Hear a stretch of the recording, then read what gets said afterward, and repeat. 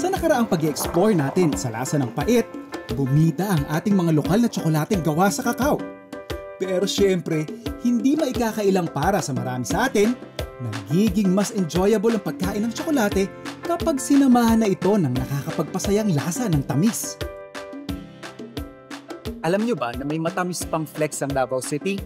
Nandito lang naman ako ngayon sa first and only chocolate museum ng Pilipinas. Hindi natin palalampasin yung pagkakataong makapag-mold, makapag-handle, at syempre, makatikim ng kanilang sikat na Malagos chocolate.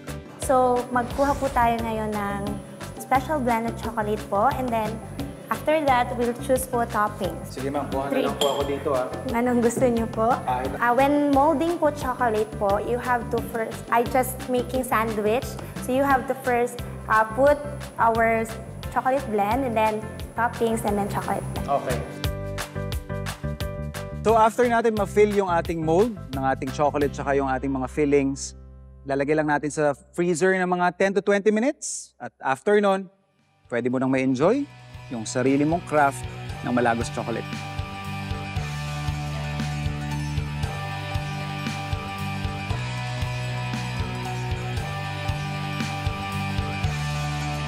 Dito sa Pilipinas, kahit saang lugar ka mapadpad, hindi mawawala sa kalsada ang mga pagkaing matatamis. Nandyan ang mga nagsasarapang banana Q, turon, carioca, at kung ano-ano pang mga Pinoy sweet street foods. Karamihan din ang mga pasalubong na dinadala natin para sa mga mahal natin sa buhay, matatamis. Kabilang na dyan ang di mabilang na uri ng kakaning pinagpamalaki ng bawat probinsya. Gaya na lang ng kilalang puto kalasyaw sa Pangasinan. Nariyan din ang bibingka, na di na lang tuwing Pasko natin natitikman. Pasok din ang iba't ibang uri ng kalamay na natikman natin mula sa mga probinsya dito sa Luzon. Maging sa pagbisita ko sa Bohol, meron din silang sariling proseso sa paggawa ng kalamay. Yung kalamay recipe po na ginagamit ninyo, ano-ano po yung ingredients? Ito po ang ingredients po namin. Okay. Niyog, malabkit, muscovado sugar, brown sugar at peanut po. Bakit po kayo naglalagay ng muscovado at saka brown sugar? Mas magandang tingnan po pag combine ang dalawa po. Okay. Yes po. Yung kulay, may epekto po ba yes po sa kulay. At saka sa lasa po.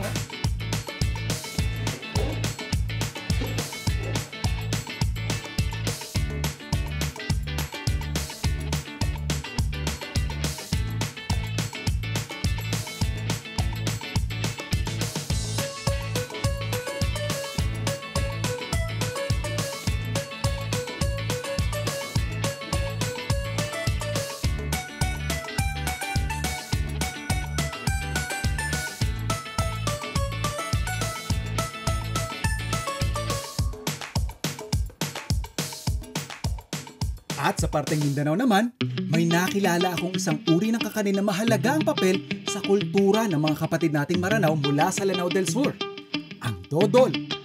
Dinalaw ko ang isa sa mga tribal village nila sa Davao para matikman ito. Dodol overload.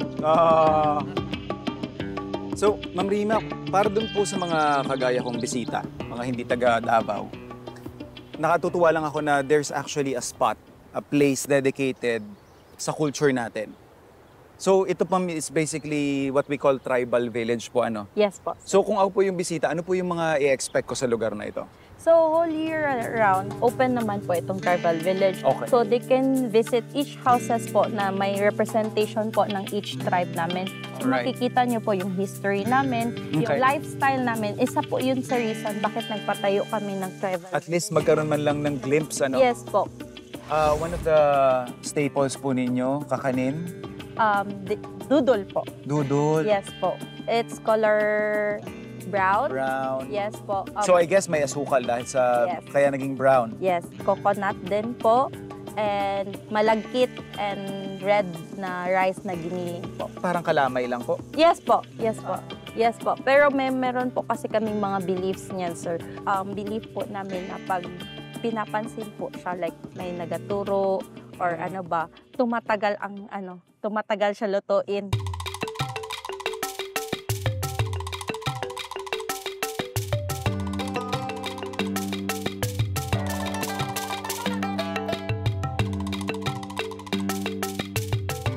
Tara po. Ako na magyayaya. Tikman na natin.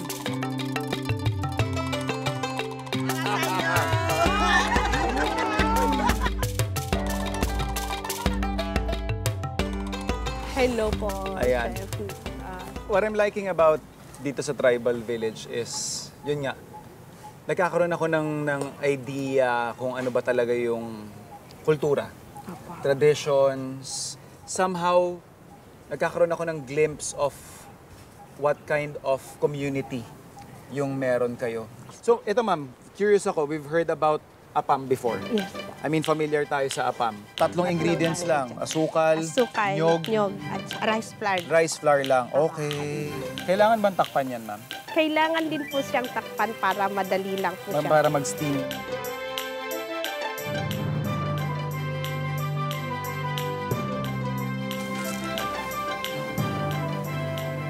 Ito yung hindi leavened or hindi umalsa. Ito naman yung medyo umalsa lang na kaunti.